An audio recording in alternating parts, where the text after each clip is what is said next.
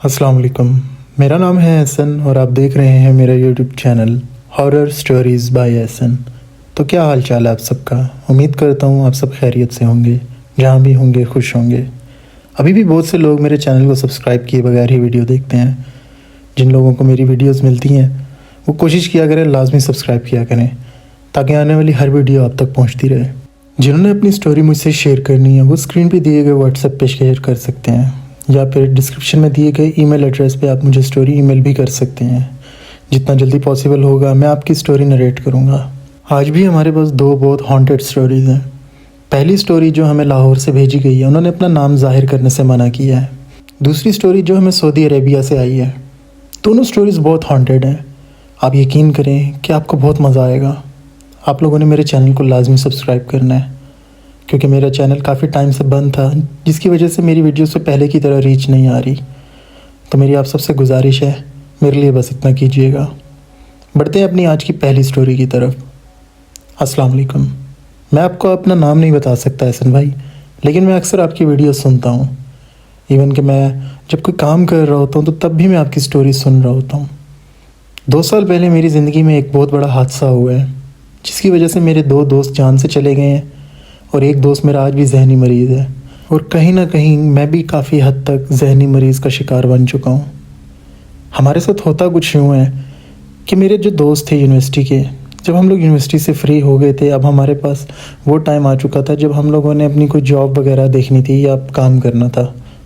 तो ज़िंदगी की इस मसरूफ़ियत में हम सब दोस्तों ने कहीं ना कहीं आगे पीछे हो जाना था। तो जिसकी वजह से हम एक प्लान बनाते हैं कि यूनिवर्सिटी ख़त्म होने के बाद हम लोग एक लॉन्ग ट्रिप करेंगे, पाकिस्तान टूर पे जाएंगे और काफ़ी इन्जॉय करेंगे, ताकि वो एक हमारी याद बनी रहे जो सारी ज़िंदगी हमेशा रहे। मेरे सारे दोस्त मेरी इस बात से एग्री कर जाते हैं, और ये आइडिया मेरे अकेले का नहीं था। ये एक मुश्तरका सारा प्लान था जो सब ने मिल के बनाया था। लेकिन जो हादसा हमारे साथ होना था एहसन भाई, अगर हमें पता होता तो हमें दुनिया की सारी दौलत भी अगर दे दी जाती और सारा कुछ फ्री अगर हमारे लिए अरेंज किया जाता, तो भी हम इस ट्रिप पे ना जाते।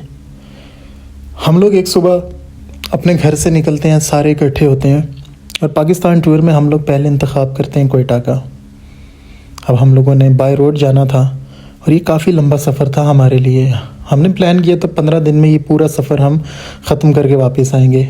हमारा शेड्यूल कुछ ऐसे था कि यहाँ से बलूचिस्तान, कोयटा, कोयटा से खैबर पख्तूनख्वा और खैबर पख्तूनख्वा से आगे GB गिलगित बल्तिस्तान से होकर वापस अपने पंजाब में आ जाना है। आप यकीन करें, एक्साइटमेंट हमारी उस पीक पे थी कि हमें दुनिया की किसी और चीज़ का होश नहीं था।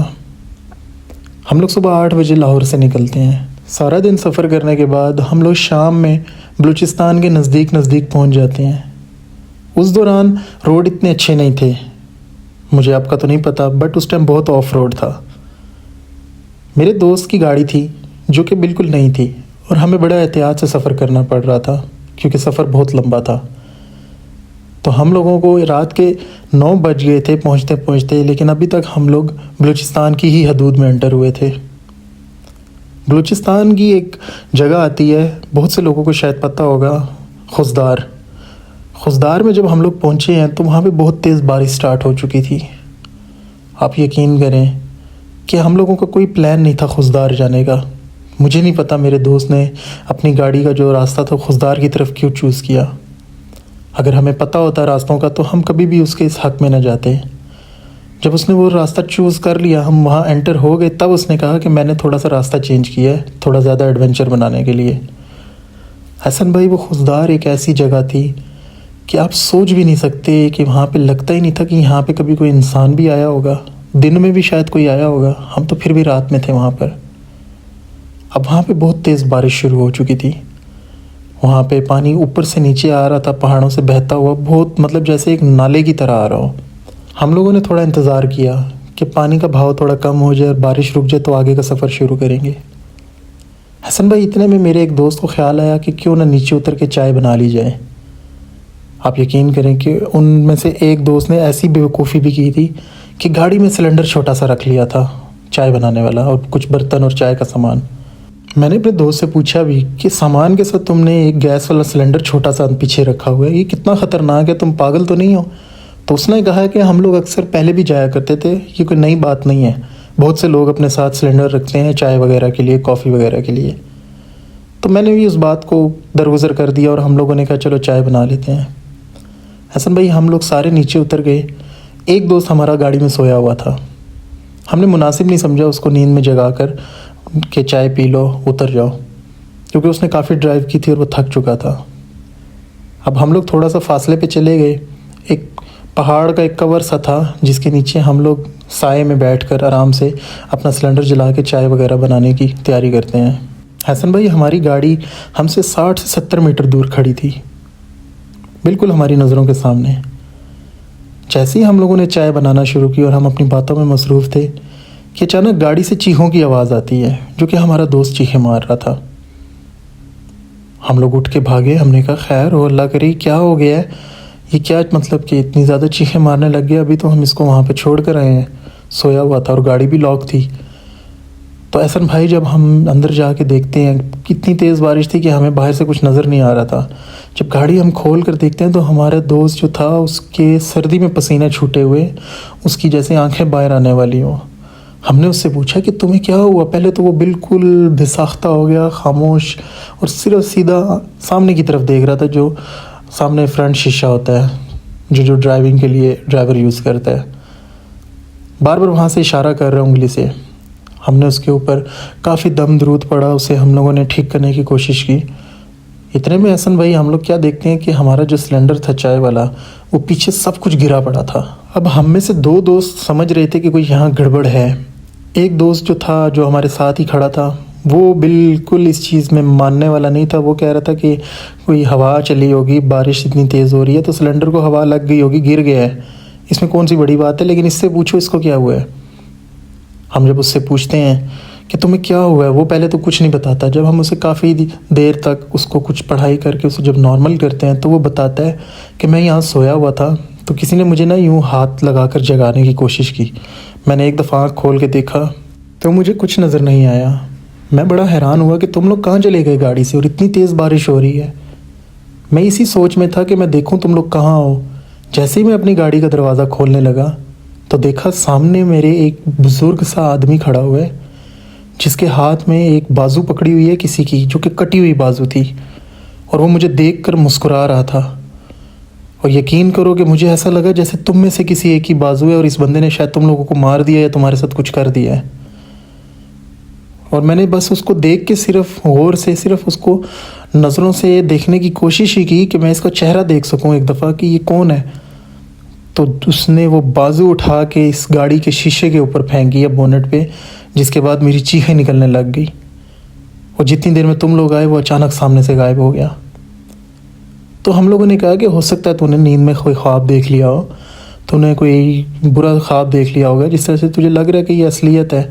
जब इंसान इतना थक चुका हो तो उसको ऐसे ख्वाब आ जाते हैं जो उसको बिल्कुल असलियत की तरह लगता है कि ये सब असली ज़िंदगी में हो रहा है। वो कहता है यार मैं पागल तो नहीं हूँ, मुझे भी पता है ख्वाब कैसे होते हैं, मुझे ज़िंदगी में बहुत बुरे बुरे ख्वाब आए हैं, लेकिन ये ख्वाब नहीं, हकीकत थी। मैं उस बंदे को 2 मिनट तक देखता रहा हूँ स्टिल कि वो करना क्या चाह रहा है, क्योंकि मुझे तब तक ये नहीं पता था कि उसके हाथ में किसी की कटी हुई बाजू उठाई हुई है। चीखें तो मेरी तब निकली जब उसने बाजू मुझे दिखा के मेरे ऊपर फेंकी गाड़ी में। उसकी ये बात सुनने के बाद मैं थोड़ा सा डर गया, और मेरा जो एक और दोस्त था, वो जिसको लग रहा था कि यहाँ पे कोई मसला है, वो भी डर गया। अब हमारा जो एक और दोस्त था जो नहीं डरता था, वो कहता है यार क्या बच्चों वाली बातें कर रहा है, चल नीचे आ जा, वहाँ पे चाय बनाते हैं, तेरी वजह से चाय भी वहाँ पे गिर गई, सब कुछ गिर गया। तो जो हमारा दोस्त डर गया था गाड़ी में, वो कहता मैं नहीं बाहर आना चाहता, बेहतर है कि तुम लोग भी ना निकलो।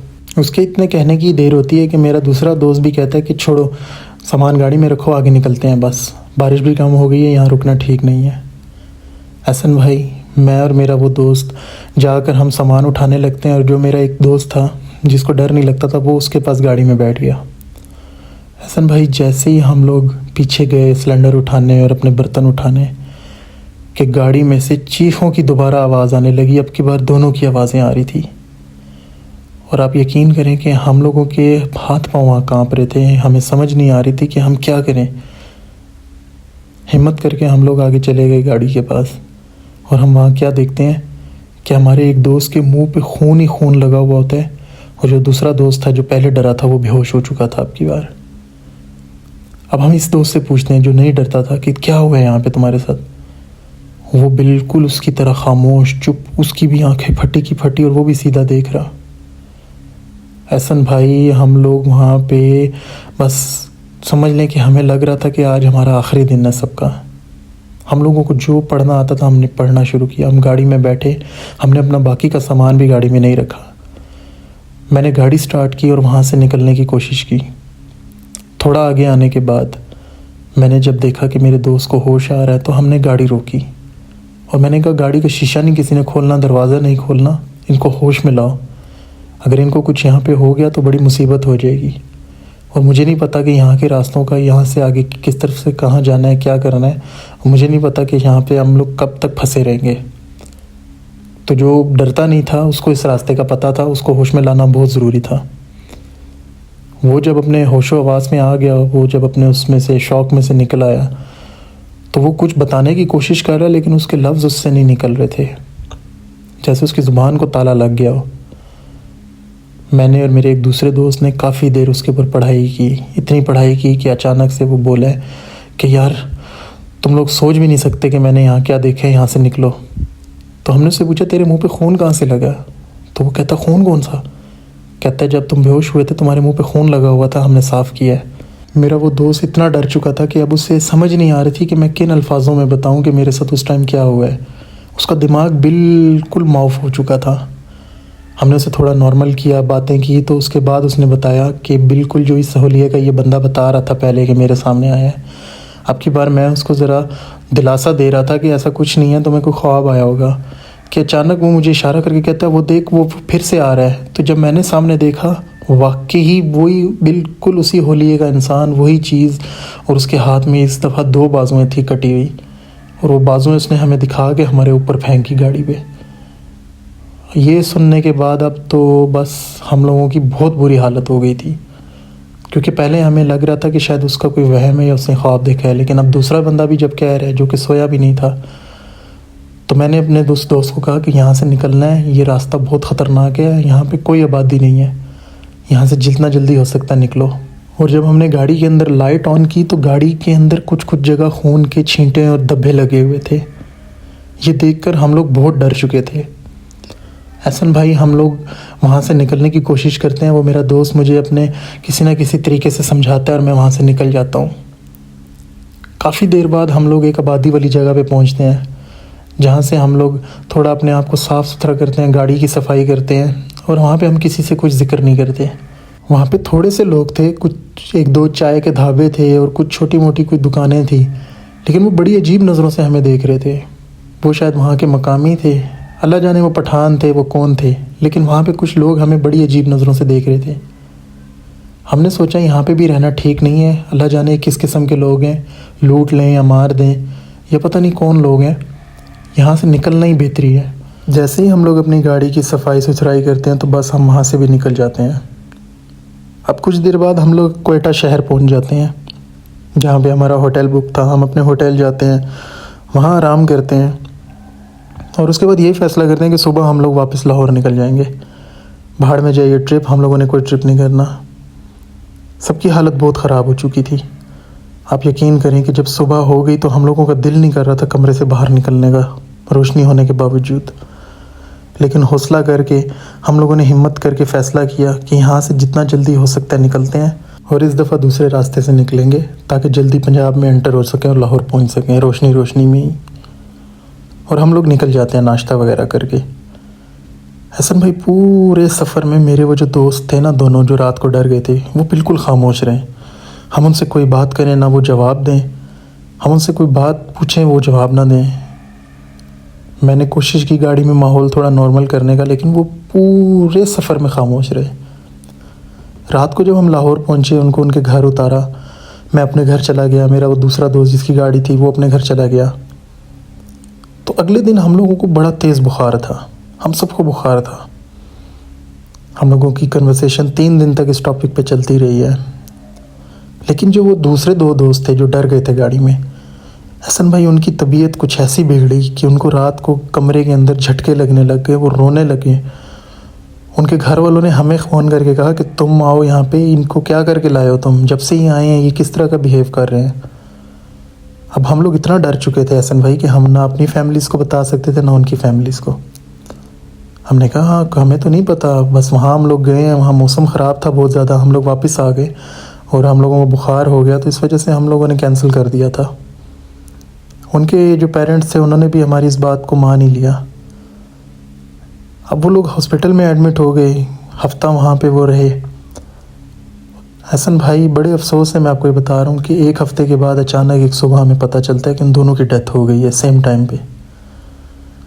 हसन भाई सुनने के बाद मैं आपको बता नहीं सकता मेरी क्या हालत थी। हमें इस तरह से डर लग रहा था कि जैसे ये हमारी वजह से शायद हो गया, पुलिस ना हमें पकड़ ले। उन दोस्तों में से जो मेरा वो दोस्त था जो डरता नहीं था, उसके वालिद साहब मुझे बुलाते हैं। वो कहते हैं सच सच बताओ क्या हुआ है, क्योंकि मेरा बेटा कभी नहीं डरता था, मुझे इतना पता है, ना ही वो इन चीज़ों में इतना मानता था।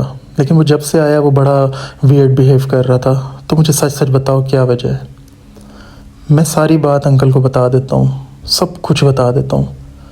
जब हम लोग ये सारी बात बताते हैं उनको और वो लोग कहीं से पता करवाते हैं, तो पता चलने में ये आता है कि जो मखलूक वहाँ पे थी वो पूरी तरह से उनके ऊपर असरअंदाज हो चुकी थी, क्योंकि उस मखलूक को इन दोनों ने देख लिया था। शायद वो मखलूक नहीं चाहती थी कि मेरा चेहरा कोई देख सके या मुझे कोई देख सके। जिनसे हिसाब करवाया उन्होंने बताया कि वो मखलूक जिसको इन्होंने देख लिया था वो पूरे सफ़र में इनके साथ थी, इनके साथ घर तक वापस आई है और उसने फ़ैसला कर लिया था कि मैं अब इनकी जान लेकर रहूँगी, क्योंकि उस मखलूक का चेहरा देखने की वजह से ही इन दोनों की जान गई है। अगर हम दोनों भी उसका चेहरा देख लेते तो शायद आज हम भी इस दुनिया में ना होते। तो एहसन भाई ये मेरी स्टोरी थी जिसकी वजह से मेरे दो बहुत अच्छे दोस्त जान से जा चुके हैं और मेरा एक दोस्त अभी भी जहनी मरीज़ है। उसके सामने ऐसा कोई भी इंसिडेंट या कोई बात करो तो वो नहीं बर्दाश्त कर पाता, और कहीं ना कहीं मैं भी बहुत मुश्किल से आपको ये स्टोरी सुना रहा हूँ। आप मेरे दोस्तों के लिए दुआ कीजिएगा और अपनी ऑडियंस से भी कहिएगा कि वो भी दुआ करें। बहुत शुक्रिया। तो ये थी हमारी आज की पहली स्टोरी जिन्होंने अपना नाम बताने से मना किया था। बहुत शुक्रिया भाई, उम्मीद करता हूँ ऑडियंस को आपकी स्टोरी अच्छी लगेगी। बढ़ते हैं हम अपनी आज की दूसरी स्टोरी की तरफ। स्टोरी तो थोड़ी मुख्तसर है लेकिन बहुत हॉन्टेड है। आज की दूसरी स्टोरी हमें उमैर ने सऊदी अरेबिया से भेजी है। उमैर जो कि एक वर्कर हैं, सऊदी अरेबिया में काम करते हैं। उमैर का कहना था कि मैं एक शिप पे काम करता हूँ जो कि सामान वगैरह एक कंट्री से दूसरी कंट्री लेकर जाते हैं। आपको पता होगा कि कंटेनर्स का जो काम होता है वो बहुत मुश्किल काम होता है। कभी कभी हमें पूरी पूरी रात भी गुजारनी पड़ जाती है शिप्स के ऊपर। एहसन भाई आप यकीन करें कि मेरी जॉब का पहला साल था और मुझे नहीं पता था कि ये काम कितना ख़तरनाक है। एक रात मैं अपनी शिप पे था और मैं कुछ सामान की निगरानी करने के लिए पूरी रात वहाँ पे बैठा रहा। आप समझ लें कि मुझे एक तरह से चौकीदारी करनी थी। मेरा जो बंदा था, पार्टनर था, वो कुछ देर के लिए अंदर चला गया सोने, क्योंकि अब हम लोगों ने ऐसा तय किया था कि कुछ देर तुम सोओगे और मैं बैठूँगा, फिर मैं सो जाऊँगा, तुम आ जाना। तो एहसन भाई रात के कोई 2:30-3 का टाइम था, सऊदी अरेबिया के हिसाब से जो टाइम था। मैं वहाँ पे जाके अपने दोस्त को उठाता हूँ कि अब मैं सो जाता हूँ, तुम जाओ। तो मैं सोचता ही हूँ तो इतने में अचानक मेरा दोस्त आ जाता है और मुझे कहता है कि हाँ भाई नींद आई है तो जाके सो जाओ, मैं यहाँ बैठ जाता हूँ। तो मैं कहता हूँ हाँ मैं तुम्हारे पास ही आ रहा था तुम्हें जगाने के लिए, तो अच्छा हुआ तुम आ गए हो, अब मैं वहाँ पे जाके सो जाता हूँ, तुम ज़रा निगरानी करना। एहसन भाई ये बिल्कुल एक नॉर्मल चीज़ थी मेरे लिए। मैं ये कह कर चला गया अंदर। जब मैं रूम में जाके देखता हूँ तो वो जो मेरे दोस्त का रूम था वो रूम बंद था। अमूमन जब भी हम लोग बाहर आते हैं अपने अपने हम लोगों ने रूम्स के दरवाजे खोले हुए होते हैं, क्योंकि वो प्रॉपर सोने का रूम नहीं होता, वो बस एक रेस्ट एरिया होता है शिप के अंदर ही, जहाँ हमने सोना होता है और सामान रखा होता है। मैं वहाँ पे थोड़ी देर आँख लगती ही है, लेट जाता हूँ कि मुझे ना हल्की हल्की खराटों की आवाज़ आती है। मैं एक दफ़ा सुन के अनसुना कर देता हूँ और फिर सोने की कोशिश करता हूँ, मुझे फिर आवाज़ आती है। मैं उठ के देखता हूँ कि कहीं उसकी फिर तो नहीं आँख लग गई, नहीं तो दोनों नौकरी से जाएंगे अगर सुबह पता चल गया। एहसन भाई मैं ये सिर्फ उठने के देखता ही हूँ, मुझे वहाँ पे कोई बंदा नहीं नज़र आता जहाँ मैं छोड़ कर आया था अपने दोस्त को, और मुझे बड़ा गुस्सा आता है कि ये क्या तरीका है। मैं उसको भी कह कर आया हूँ कि तुमने नींद पूरी कर ली, अब मैं सोता हूँ, तो अब ये लगता है जाके फिर अपने कमरे में सो गया है। मैं बड़े गुस्से से उसके कमरे में जाता हूँ और उसको मैं देखता हूँ वो नींद में सोया हुआ होता है। मैं उसे उठाता हूँ कि ये क्या तरीका है यार, उठो, तुम्हें पता नहीं है कि तुम सो के उठ चुके हो, अब मैंने सोना है ताकि हम लोग अपनी अपनी शिफ्ट पूरी कर सकें।